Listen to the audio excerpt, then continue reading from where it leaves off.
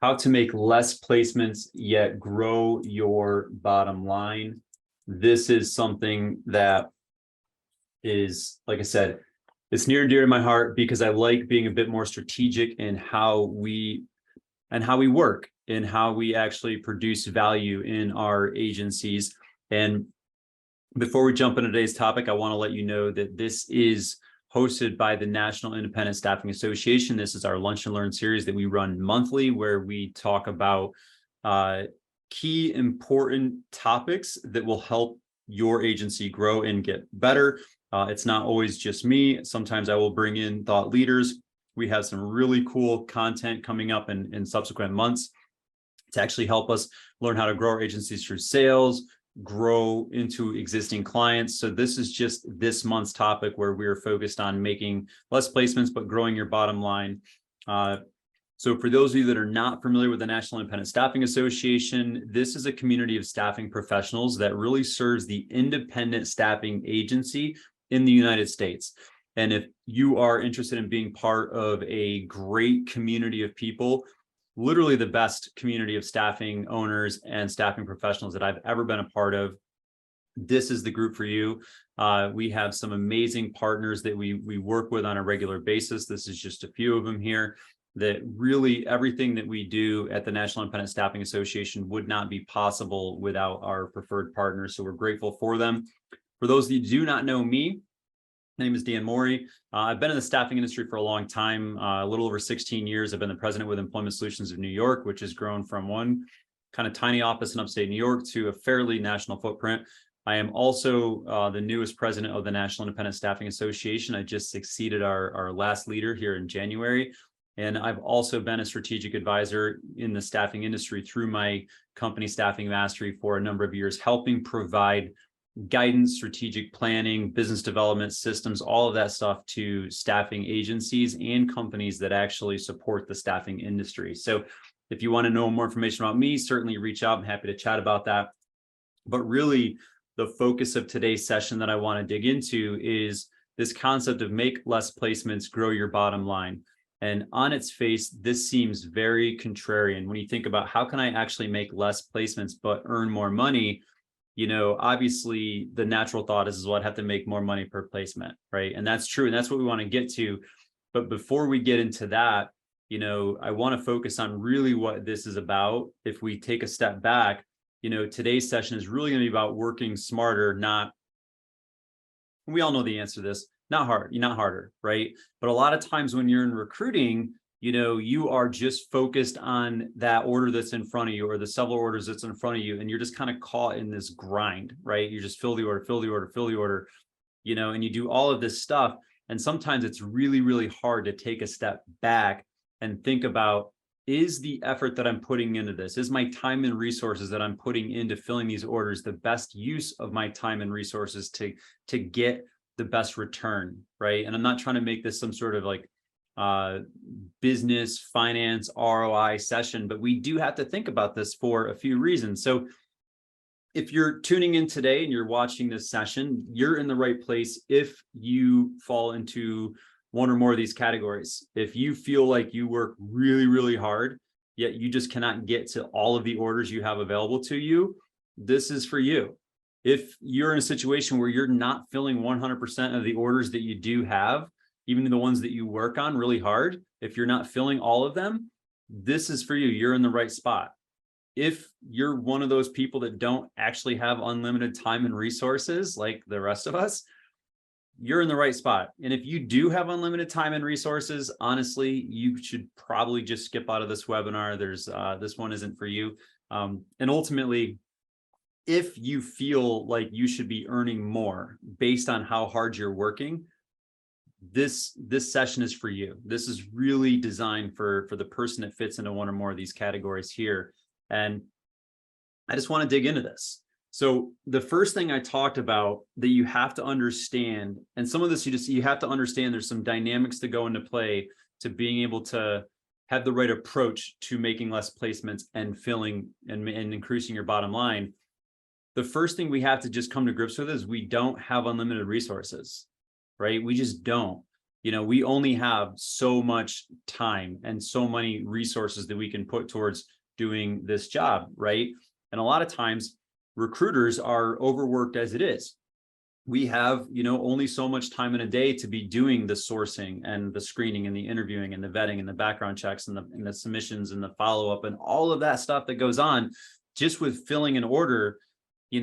That's takes a lot. It's a lot of work, and it takes time to do that work, and it takes certain resources to be efficient in doing that work.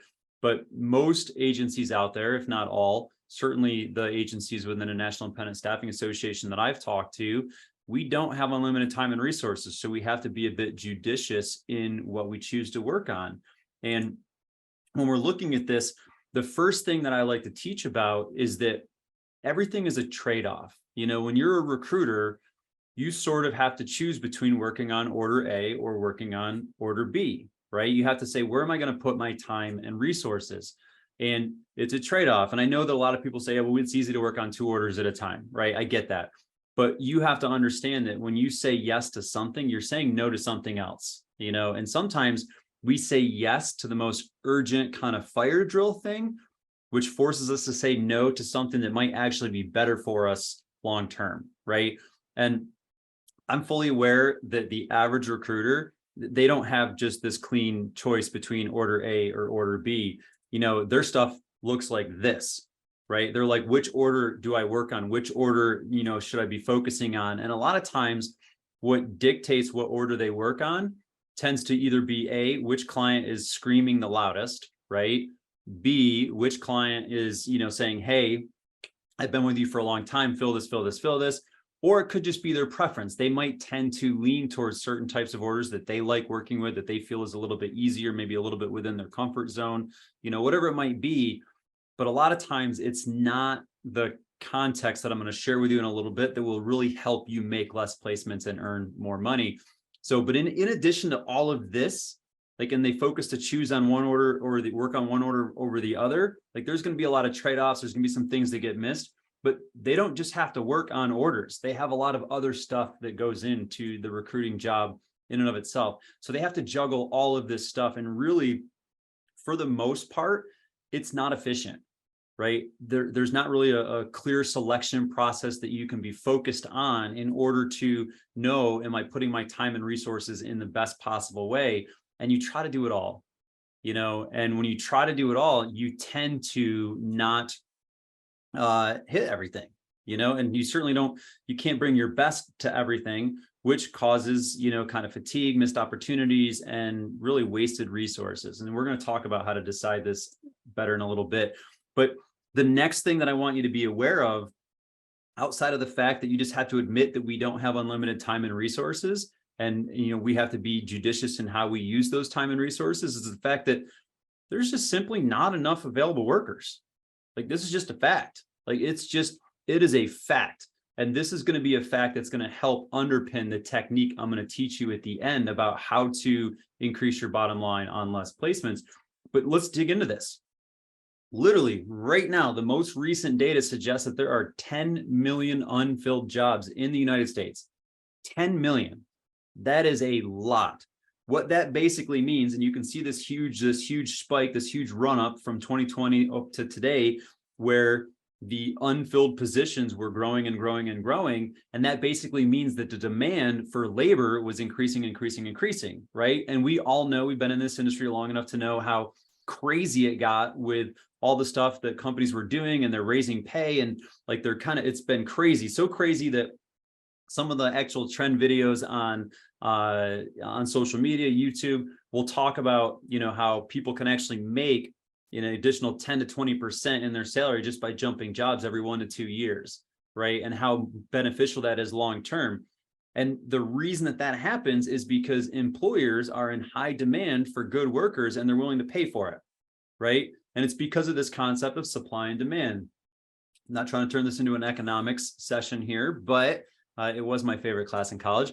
But if you look at economics and you understand the very fundamental principle of the entire economy of supply and demand, you know that when demand is high and supply is low, that's when the price goes up, right? And that's why we experience what we experienced over this last run up over the last 2.5 years, is that someone could leave a job and go to another job and get a massive raise because workers are in such high demand, right? And they're in such short supply.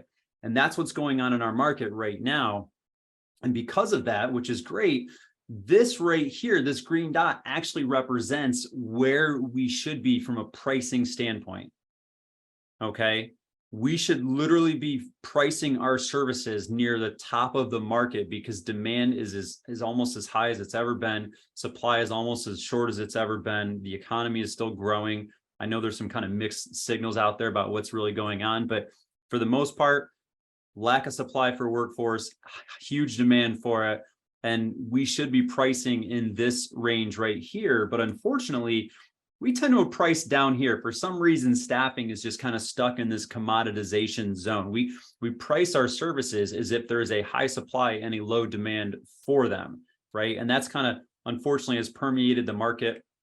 And we're not going to get too much into value selling today, but a lot of this has happened because of untrained sales, people not really knowing how to sell based on value. So they just sort of offer a price that the client will take that's kind of disconnected. And that creates this issue. And there's a lot of staffing agencies that are pricing in this area, and maybe one of them is you, but ultimately just know that the market itself is actually positioned in a way where our pricing should be high. It supports higher pricing because demand is really high for talent and supply is really low. As I mentioned, there's 10 million unfilled jobs. So literally there are 10 million job orders out there that companies have put out there that they've not been able to fill. That is demand, and there's just not enough supply for them, right? So you have to be aware of this dynamic to understand the technique that I'm going to teach you here in just a few minutes. Now, one thing I'll say before I kind of get into this, because this is going to be the crux of what we're going to talk about, is if you do have questions that come up before now and the end when I open up for questions, just shoot them in chat. I can actually see that over here on my screen, and I can get to it in real time and kind of address it. Otherwise, I am going to stop at the end and kind of stop sharing the screen, and we'll have a dialogue around Q&A to talk about what I'm sharing today and how you might be able to implement this in your agency. So first and foremost, not all clients or orders are equal, right? I think we all know that inherently, like we know that, right? Every contract has different markups, different bill rates, all that kind of stuff. They're not equal. Some jobs are harder to fill than others. Some clients are, high margin and they use us a lot, and other clients are low margin and they don't use us very much, but they expect the world, right? And everything in between. Like not all clients or orders are equal. And from a data standpoint, we can clearly identify that.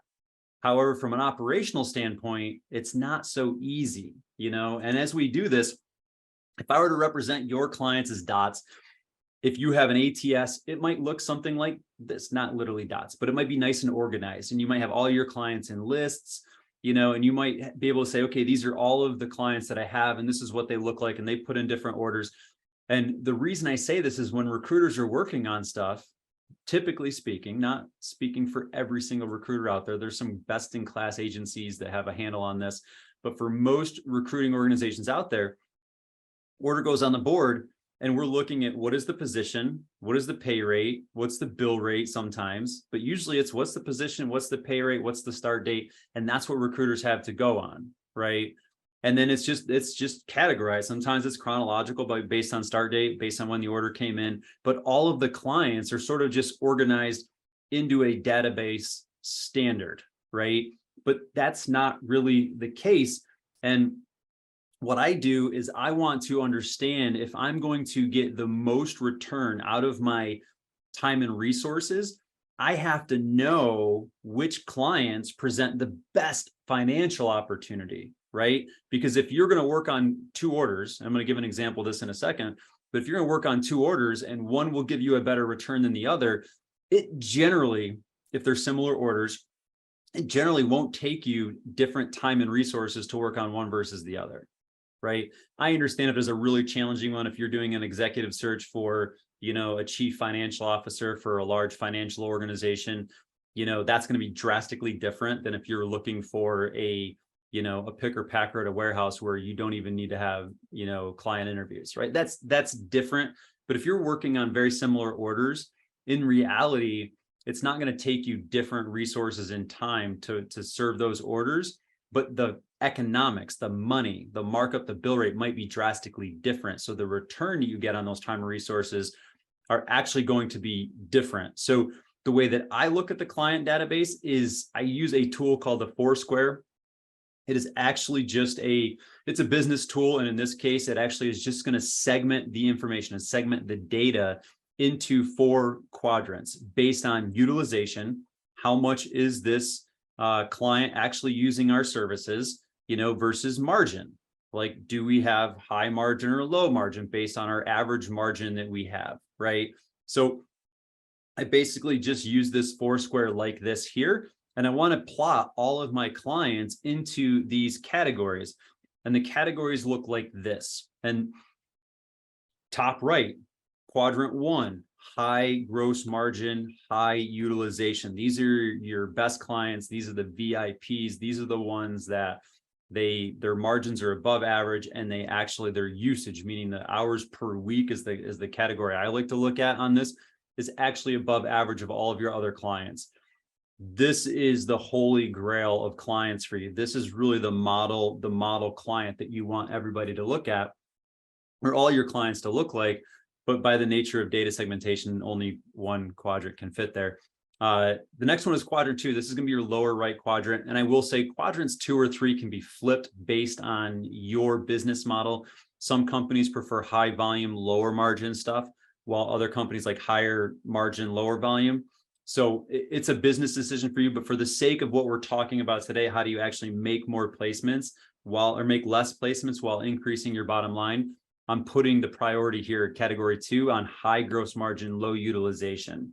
Okay, these are the clients that their margin is above average. However, they're not using you above average, right? Their hours per week are lower than your typical billing client.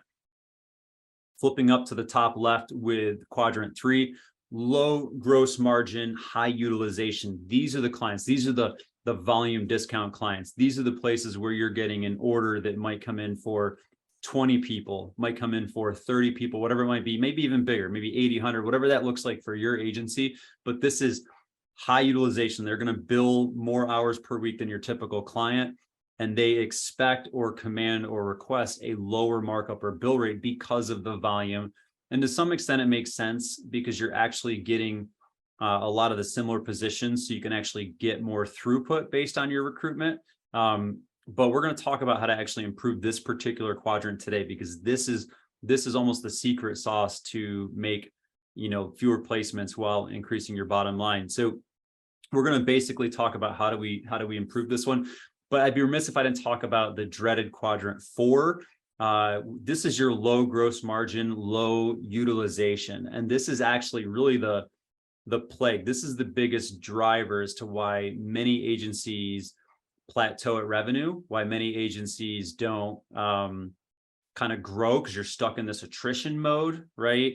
And it's tough because these clients here are paying you lower than average rates, yielding lower than average gross margin, and they're using you less, right? So in this scenario here, this is an overconsumption of your time and resources for not a fair and equitable return financially, right? So I love using Roman numerals, even though I feel like mine might be the last generation that actually knows what Roman numerals are.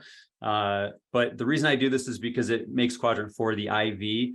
And if you put too much effort in this quadrant, like, you will literally need an IV, because they will dehydrate you of your financial and time resources of your company. So we need to focus on identifying all of our clients, because instead of that nice, organized, just kind of all clients sort of look the same, we're going to treat all clients the same, we're going to provide that same level of service, all that kind of stuff that is good ethos, this is not real world.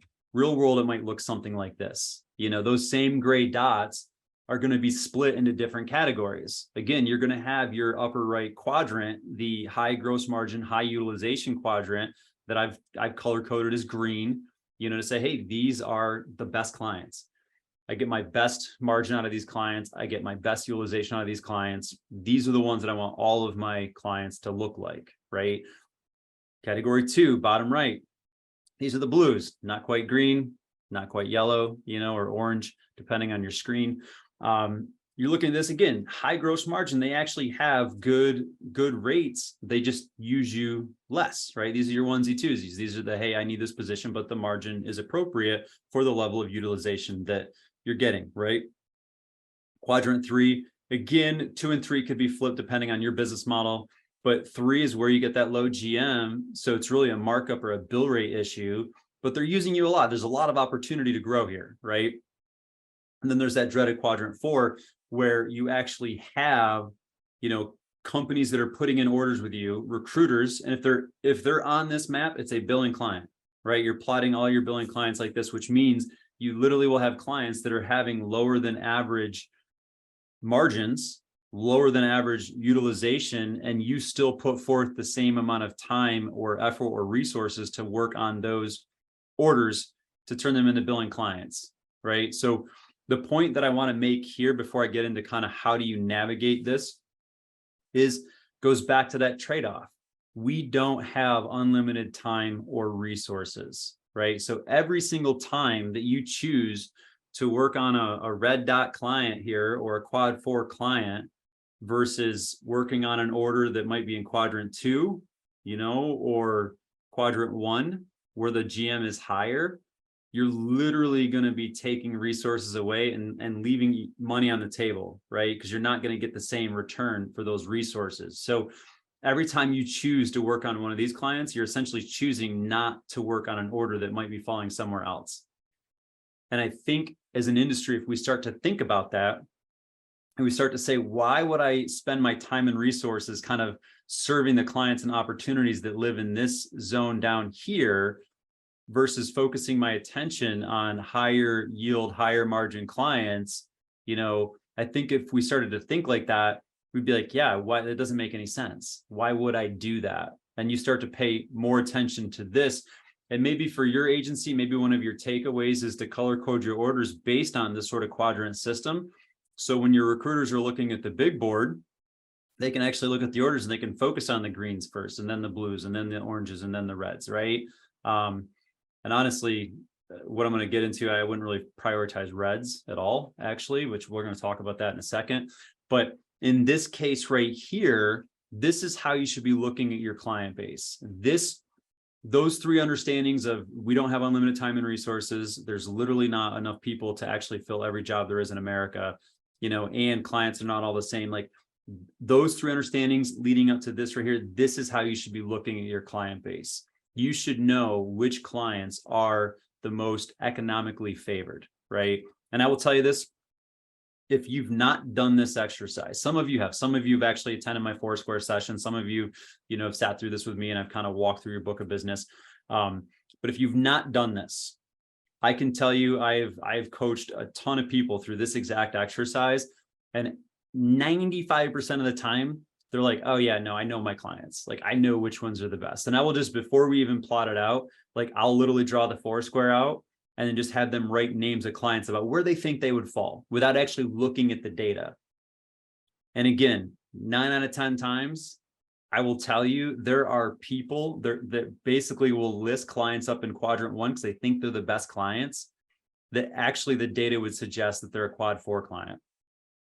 And they're like, I don't understand this. Or maybe a quad 3 client. Like, I don't understand like why this is that way. And it goes back to sometimes how recruiters prioritize their job order board based on which clients are barking the loudest, or complaining the loudest or demanding the loudest.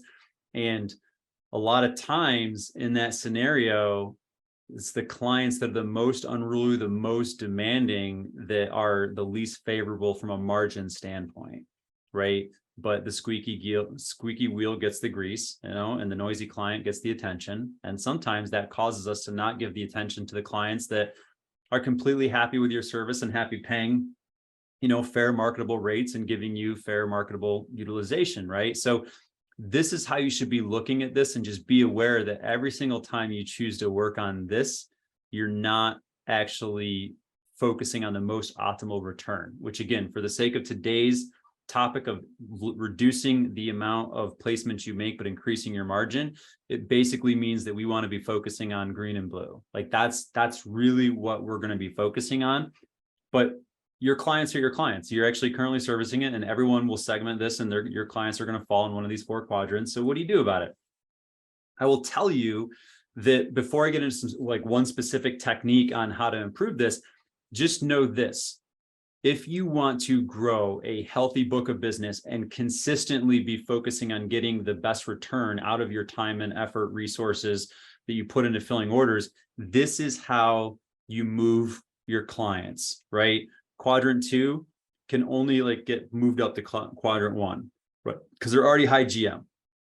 They already have good rates. So quadrant 2, you're basically just trying to get utilization up. You're trying to grow and expand into that business more, trying to get more of the market share within that client, which is actually going to be we're going to be interviewing a subject matter expert on this exact topic here for Staffing Monthly later this month, that talks about how do you actually expand into your best clients? How do you grow market share within a client, right? And that's how you would actually focus on going from quadrant 2 to quadrant 1, is you're going to be increasing utilization, always asking for more orders, looking for better ways to serve that client, right? And that's kind of how you would do that. Now, for the sake of, quadrant 3, the only way that you move this particular client is you have to raise the rates, because the utilization is good. It's above average, right? You could theoretically get more business out of them, but that's not the problem. The problem is you need to get more margin out of them, right? So you can only really move them from left to right. So this is all about, how do I increase their markups? How do I increase the margins that I have on this particular client to move them from quadrant 3 to quadrant 1, right? That's the big key that you want to be focusing on. And we're going to talk a little bit about that in a second. But then there's that dreaded quadrant 4. This is literally the one. If you can actively focus on eliminating this quadrant, you will make less placements and earn more money, guarantee it. And this is what you have to do. You cannot move them directly, unlike categories 2 and 3, where you can actually move them into category 1. Category 4 is not going to go that way. It's going to have to take the long route. You're either going to have to take a category 4 and move them up to 3, meaning you just have to get more orders out of them to make the lower GM work, or you have to move them from category 4 into the higher GM. You got to raise their rates, right? And that's really where we're going to be focusing on, is talking about how you actually raise the rates, because ultimately what I want to do is I want to eliminate some of these quad 4 clients, right? And not work on those orders, theoretically making less placements. And I want to move the remaining ones over to quad 2 to have higher gross margin. That way, if I make this placement, it's actually going to yield more money. And that's the goal, is I want to start to basically eliminate this low gross margin, low utilization stuff, because that's over consuming my time, effort, and resources. And I want to put them into this quadrant here. Same concept here, as far as like, this low GM, high utilization, right? I want to try to move them over here. I want to get their margin up to make more money. And through that process, you might lose some people because you're raising your rates, right? And the market hasn't completely reset yet. And there's always going to be a cheaper competitor out there, which we've got other sales trainings that we've talked about how to actually differentiate yourself through value selling that you can dig into to learn how to do better manage that piece. But that's ultimately how you move people through this 4 square. So I know I'm not going to go too deep into this. I can go, much deeper in this concept, but just understand that the fundamental tenet for making fewer placements and earning more money is literally sorting out. It's getting rid of some of these kind of quad 4 clients and not working on those orders, and then improving the ones that you can into a higher gross margin. So you're going to actually end up making less placements and earning more money per, and then focus on raising the rates over here, understanding that you might lose some of the volume, right?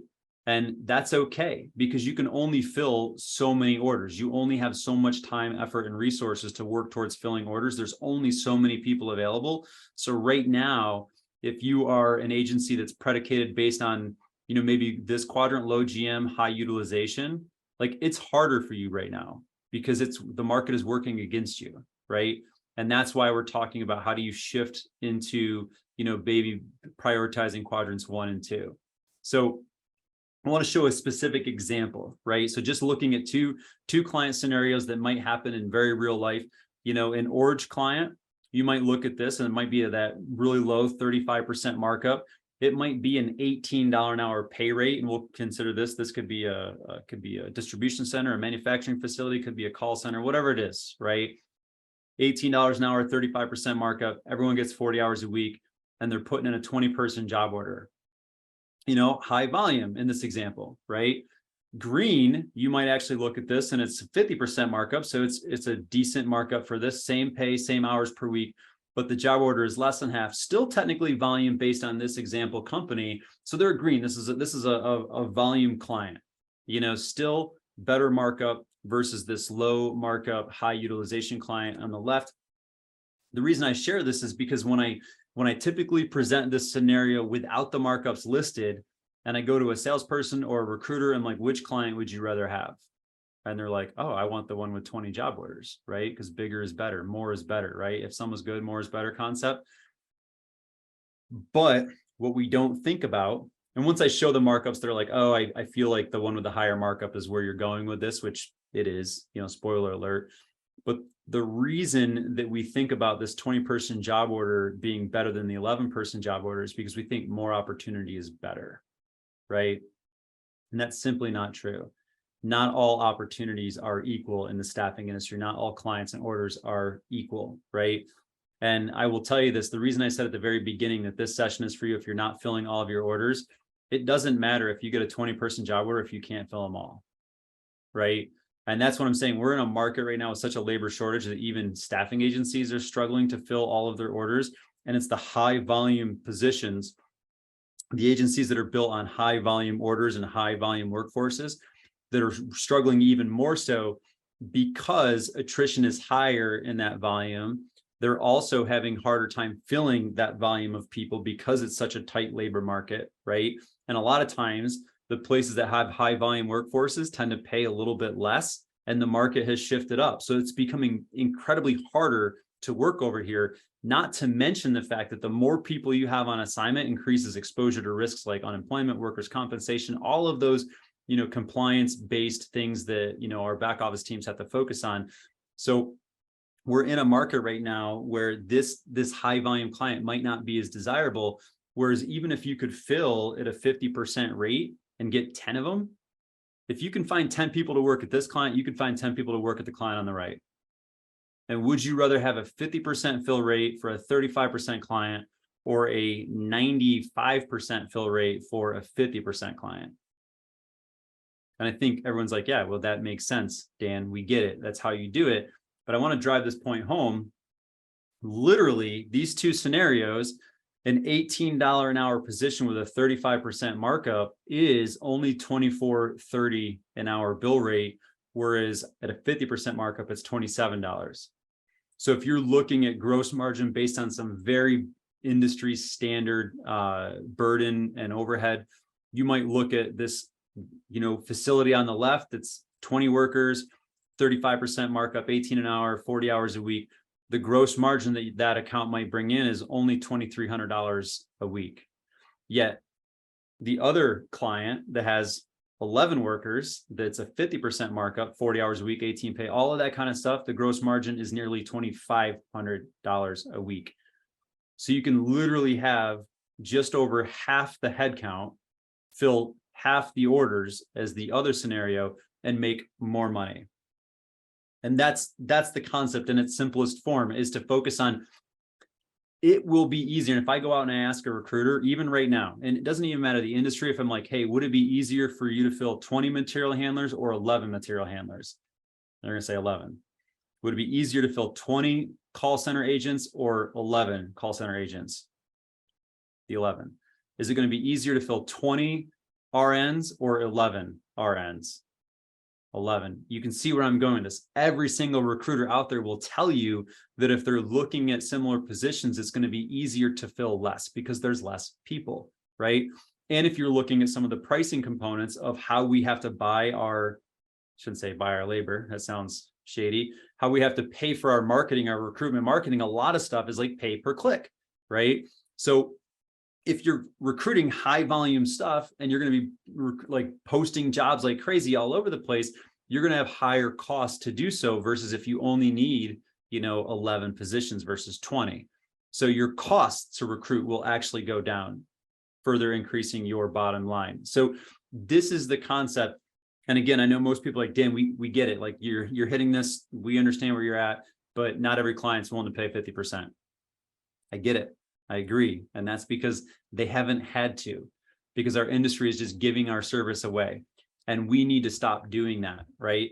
But how do you actually do this? How do you get this client who, 18 pay rate, 40 hours per week, 20 person at 35% markup? How do you move them to a 50% markup? How do you move them and keep the volume, keep the opportunities? How do you do that and turn them from an orange client into a green client, right? And there's a very specific way that you go about doing this. This is where you're trying to move them from that kind of category 3, where you got a lot of opportunities and you want to focus on margin. This same exact technique applies literally moving from left to right. So this is, if you could turn this from a red client into a blue client. Like it doesn't matter which quadrants we picked, as long as we're, how do we actually make more per placement? Because that's going to help us make more money on our bottom line. And just knowing that this transition process from kind of left to right on the quadrant, we're going to lose some orders. There's going to be some clients that say, hey, no, we're going to take our chances on our own, or we're going to go with the cheaper competitor down the road. And if you're staying committed to increasing your bottom line and being a healthier financial organization, and you're willing to kind of stomach that initial loss of losing some opportunity, which is very difficult for some people to do. Some people just want to say yes to everything. They've got that scarcity mindset and they're like, I got to say yes to everything, right? But if you're willing to basically stomach that initial transition and learning to let go of bad orders, because that stuff is ultimately holding you back, and focusing your time, effort, and resources on filling the good orders, you will end up filling more orders. Your fill percentages will go up. Your clients will be happier. They will give you more of their business. You will get a better brand reputation. You will get better jobs from your clients that you can market, that will attract better talent. And long term, you will eventually end up having to work less and make more money. Okay. Now, there's a technique. I told you I was going to give you one technique today to kind of help in this scenario. It's called the bump. This is not the full bump training or double bump training. That one I've already released. If you can't find it or you haven't seen it, shoot me an email. I'm happy to share this. But this simple concept is the approach where you know which clients have to go from left of the line to the right of the line. You're going to look at, in this scenario, all of your quad 3 clients, and what markup do I need to take them to from where they're currently at to get them into quad 1? If my average markup in quad 1 is 50%, we'll say, and my average markup in quad 3 is 35, I know that I need to basically be moving them close to 50% markup, right? So I'm going to basically list all of these out. And I told myself I was not going to put Excel sheets in this presentation today. I have a habit of doing that. So you're going to list it all out. You're going to basically say, here's all of my clients that are in quadrant 3 or quadrant 4, and you're going to know this is their current markup, and this is the markup that I need to go to, right? That's the first part. Second part, you need to train your salespeople how to sell based on value. And this is the first part of the bump, which I'm going to talk through very briefly. And again, if you want the full training, just let me know. I can share that.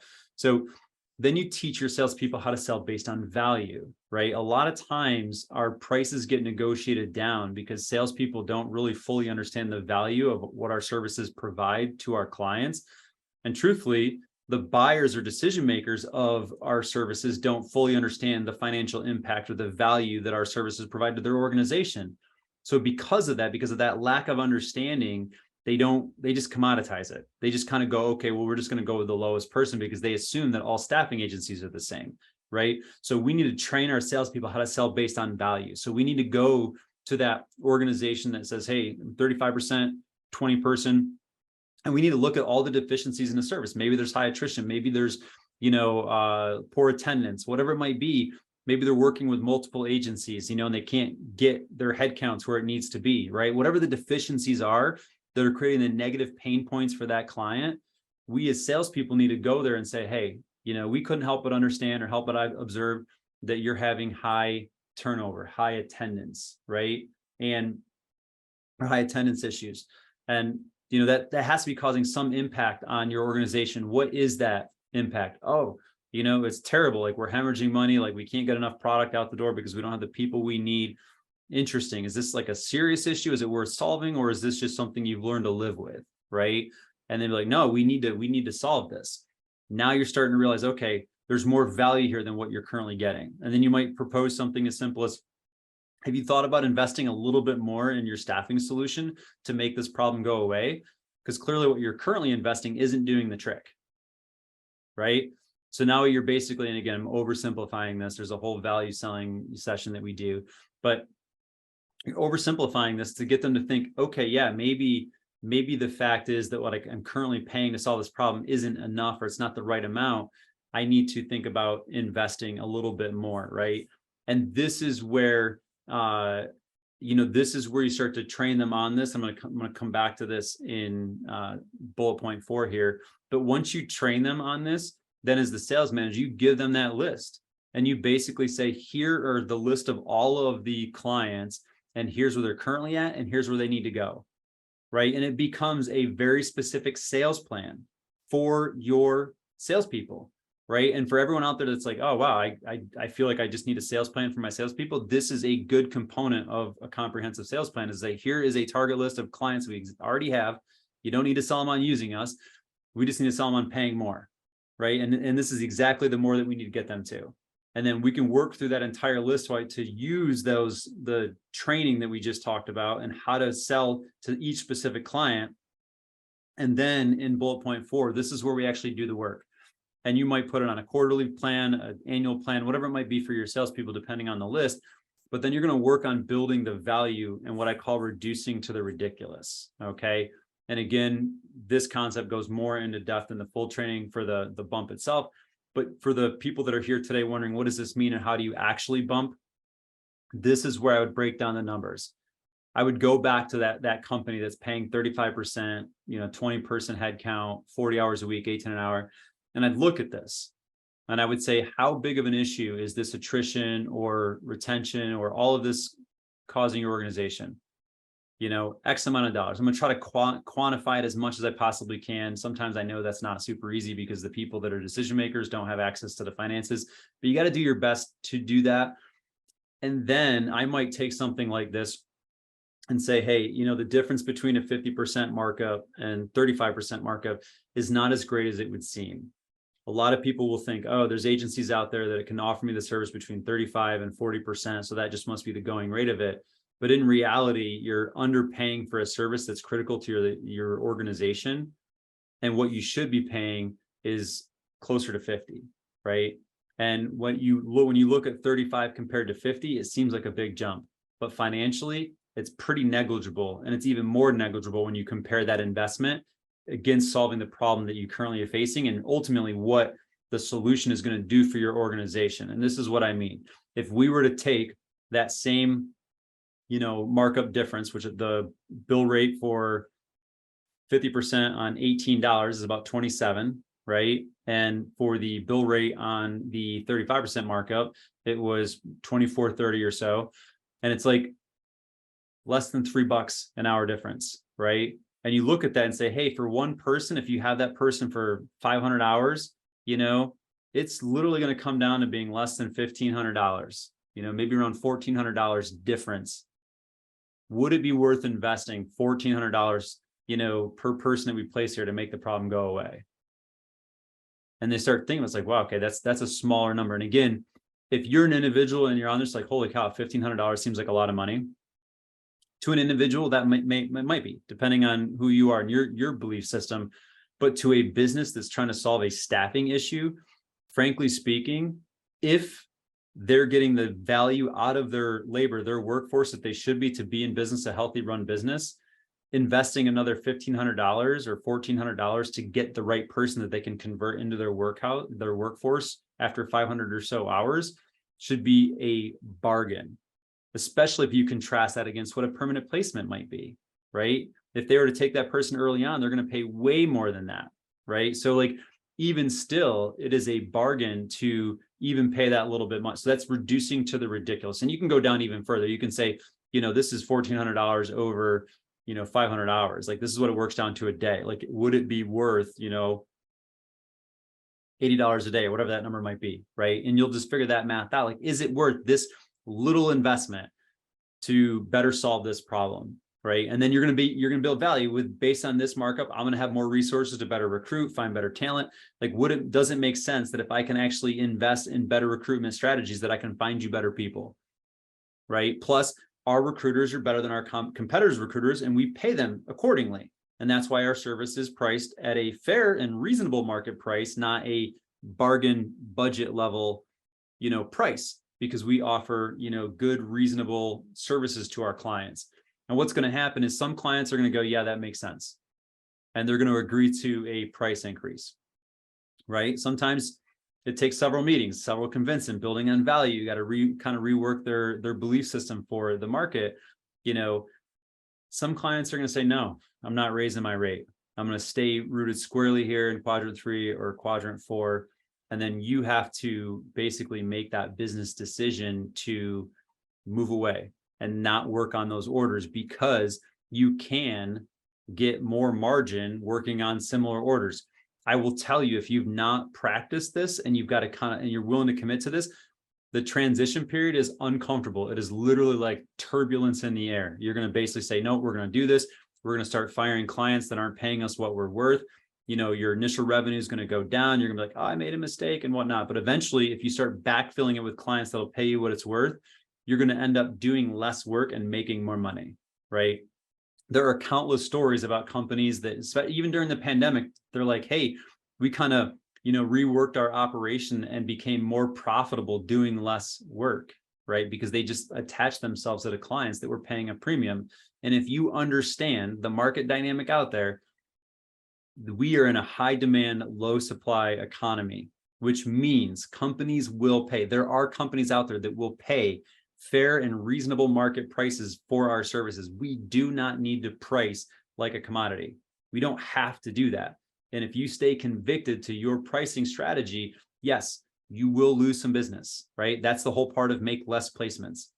But you will actually convert, as I showed in that one example, going from 35 to 50, from a 20 headcount to an 11 headcount, you actually make more money by doing that. So just because you're losing some business, it's the bad business. It's the business that needs to be kind of cut away out of your organization that's holding you back. That's really what you're losing, right? So when you're making less placements, you're going to make less bad placements and more good placements. And therefore your bottom line will increase because your cost of recruitment will go down and your gross margin per placement will go up. So big thing I want to share in summary is I am wrapping this up and we'll open up for 5 or 10 minutes of questions, is you can make more money by making less placements, right? It can happen. It takes a mindset. The first thing you have to realize is that resources are limited. Like, you only have so much time, effort, and resources to put towards serving your clients and filling their orders, right? And if you choose to put it towards one, that's an order that you can't put it towards over here without hiring somebody else, increasing your costs, right? And a lot of times agencies will do that. They'll say, oh, we've got so many orders, I'm just going to add more people. I'm going to increase my costs. And ultimately what happens is you erode your bottom line. And that's not a healthy way to go about it, right? So instead of actually going that route, let's go the other way, right? And just say, hey, I only have so much time, effort, and resources to put towards this. So I'm going to make the best use of those resources before I start adding new resources into it and increasing my cost to add more resources, right? The second one is just know we're in a tight labor market. There are literally not enough people for all the jobs out there. Economics is on our side. Supply and demand is on our side. Act like it. Train your salespeople like it. Train them how to sell on value. Train your sales and recruiting team to redefine what good actually is. If that means increasing what your margins you're getting per hour are to redefine what good looks like, train them on that. So everyone has the right mindset going into it. So when they get an order that is in that quadrant 3 or quadrant 4, they realize this is not a good order. This is not the best use of my time, effort, or resources for the organization, because we're committed to putting out a high quality of work to optimize our financial return. And I promise you this, the more money the company makes, it's better for everybody. Because you can pay your recruiters more, you can invest in more tools and better resources to help them be more successful in their job, right? Like, more money is a good thing for everybody. And That's going to be the big one.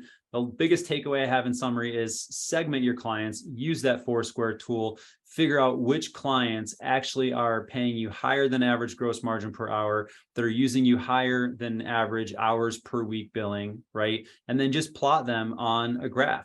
And you'll clearly see who are your quadrant 1 VIP clients that you need to give the absolute best service to, who are your quadrant 2 where the rates are good, your margins are good. You just need to focus on getting more orders out of those clients and getting more orders from them and less orders from your quad 4 clients or even your quad 3, and then go look at your quadrant 3 and then put together that targeted plan to move the rates closer towards what it would take to get into quad 1. And then judiciously cultivate that quadrant 4 client. And if you cannot move someone to higher than average utilization or higher than average rates, get rid of them. Stop committing time, effort, and resources to serving those clients that you're not getting a fair return back. It is doing your people a disservice and it is hurting your bottom line. With that, I'm going to stop sharing my screen and I will open up for any questions. If you want to ask any questions, you can ask them via chat or you can ask them live. And like I say, we will take 5 to 10 minutes of questions.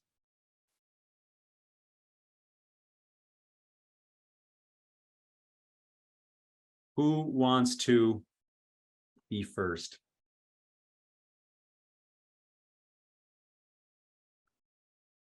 And while I'm waiting for either a question to pop up in chat or to see a microphone go unmute, because you will have to unmute yourself to ask the question, I just want to share a couple things. One, if you are a current National Independent Staffing Association member, this session today will be recorded and it will be put into your digital library so you can go back and review. You can share it with your team. Whatever you need to do with it, you'll have access to this being a NISA member. If you're not a NISA member and you'd like to get more information about joining this amazing community to give you benefits like having all of these sessions recorded and having a digital library full of training material for your team to help you out on your journey, reach out to me and we'll talk about what that looks like and see if it's a good fit for you. Also, if you are really into this topic and you're like, hey, I really like this and you want to actually take a deeper dive, I'm actually going to be doing essentially a masterclass in this topic at Aviante Connect here in just a few weeks. It is an amazing conference. They really put on a fantastic conference with amazing speakers. I'm not just saying that because I'm one of them, but we're going to take an even deeper dive into this specific topic because we'll have a little bit more time and better forum there. So what questions do you have of me, if any? Again, feel free to put them. Here we go. Awesome. I love it. There's nothing more awkward than being a presenter and asking for questions and everyone's just radio silent. All right, here we go. Kim, what kind of increment do you recommend for asking a client to raise their rates? 5%. Work in Hampton Roads and staffing is incredibly competitive here. There's a staffing agency almost every corner. So great question. And I see some other ones in there that I'll get to. So basically what I look at when I'm evaluating this, Kim, is I do take a look at the market, and I understand that my clients are being barraged with low rates because there's untrained salespeople that don't really understand selling on the value side of it. And I will actually just start to try to take what I can. As an example, if it's like 35 is the average of a quadrant 3 or quadrant 4, and I'm trying to get them to 50 to get them up to quad 1, most clients aren't going to go from 35 to 50, right? Some will, believe it or not, but you might actually look at it and say, hey, let's just try to get 5. Let's just try to improve the business, but so you might take that 5, you might take 2. And there's a couple of ways that I'll actually mention that you can do this. One, if you're not doing annual rate increases, you should do it. I will tell you, a friend of mine in the industry, Rick Wagner, kind of mentored me on this years and years and years ago, that the first time he did it, he just did an annual letter to all of his clients. Hey, the rates are going up 1 point, 2 point, whatever it was. And he's like, I honestly thought I was going to get so much feedback, so much pushback, so many clients calling, screaming, angry. And he's like, you know what? I had one person call me. And he's like, and after a 30-minute conversation, they agreed to it. And he's like, what I realized is that everybody, including us, gets rate increase letters every single year. We're just used to it. It's just not standard practice in our industry, right? So that being said, incrementally, I'm going to basically look to see how big that gap is. And I'm going to see how much can I reduce the ridiculous I'm going to try to compare it to the value that I provide to a client. So is one example that I give when I'm doing the value selling session is I talk about a distribution center that can basically needs 20 people to get, I think 10,000 products out the door, units out the door a day, and each unit is worth $2 to them of net. So that's $20,000 that this workforce would do in a day. Yet that workforce might only cost $3,500 to $4,000, depending on that, 35% markup to 50% markup. So if I'm looking at it like that, I might say, hey, if we agree to 50%, it's only costing you less than $500, yet you're making 20,000, based on this, and it's going to be a better chance, a better workforce, all of this kind of stuff. I sell it based on that value, and then I try to get them to go there. If the value that we're really providing is hard to quantify, or it's not as significant as like that particular example, I might have to go with a smaller one. But as soon as you move them from the current rate to another one, now you're actually showing that it's possible. So that's what I would do. But if you sell based on value, you'll have an easier time raising that markup than just going and saying, hey, the rates are going up. So if you have other questions on that, Kim, reach out to me. I'm going to try to get to some of these other questions here. Greg Connor, while increasing the markups are the ultimate goal, would a backup plan to see if the client would increase their actual pay level of the position? Yes. So this is actually, when you hear me say bump and double bump, the double bump is actually getting the pay increased, right? And we do this. It's basically when I say we need to redefine what good looks like, you recruiters, they're the expert. They know what a position should and shouldn't be paying, right? So if we go to a client where we're struggling with an order and we're like, man, we're just not making enough, like we will go to them and say, hey, you're at 17, you really need to go to 18.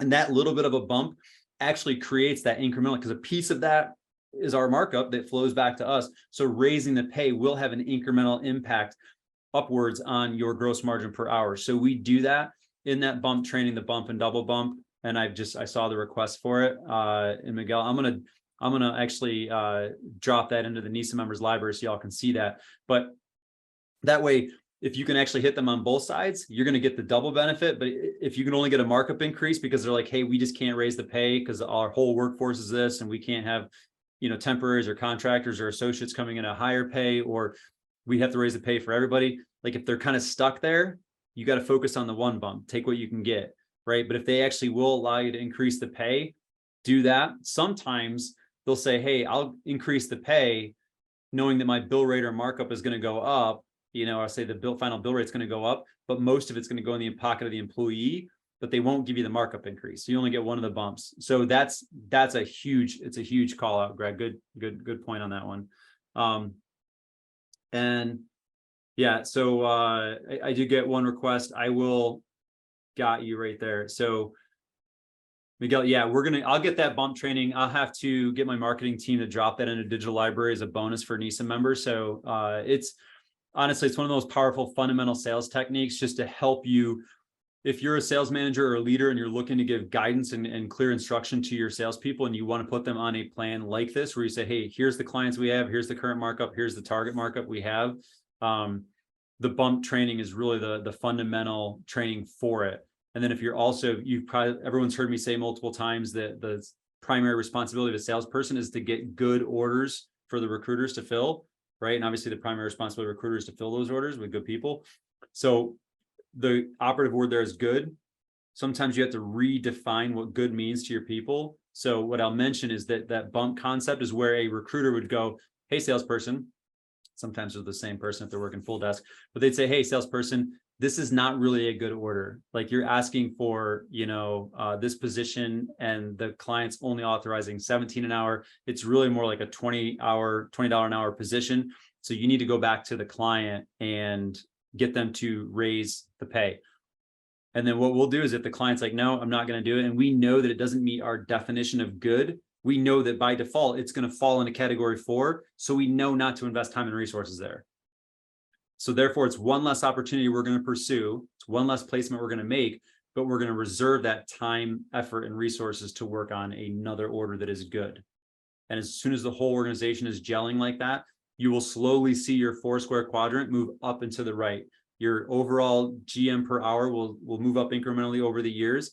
and your average utilization, hours billed per week will start to move up over the years. And that's how you ultimately will end up making less placements and making more money.